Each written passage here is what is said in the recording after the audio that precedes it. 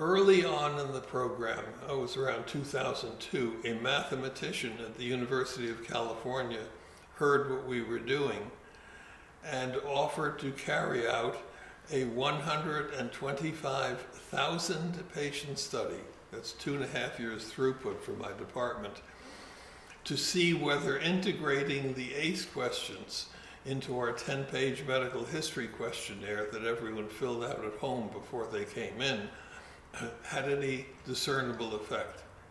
And incredibly, integrating the 10 ACE questions into this 10-page medical history questionnaire led to a 35% reduction in doctor office visits the next year and an 11% reduction in emergency room visits. That has very large economic impacts. Well, how does that happen? Well, why do people see doctors?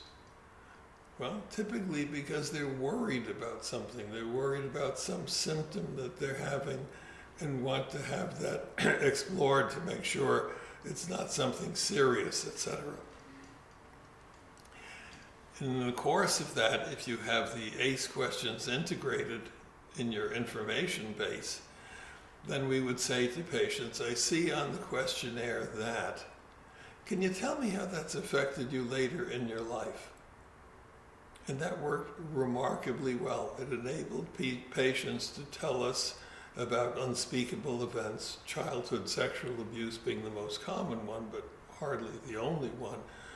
I mean, I remember one patient, well, my mother abandoned the family when I was 7 and we never saw her again.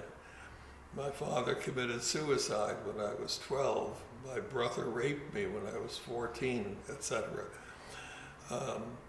These were extraordinary, not only in that they were concealed and never previously acknowledged, but we found they had a marked effect on biomedical, on health and well-being outcomes decades later.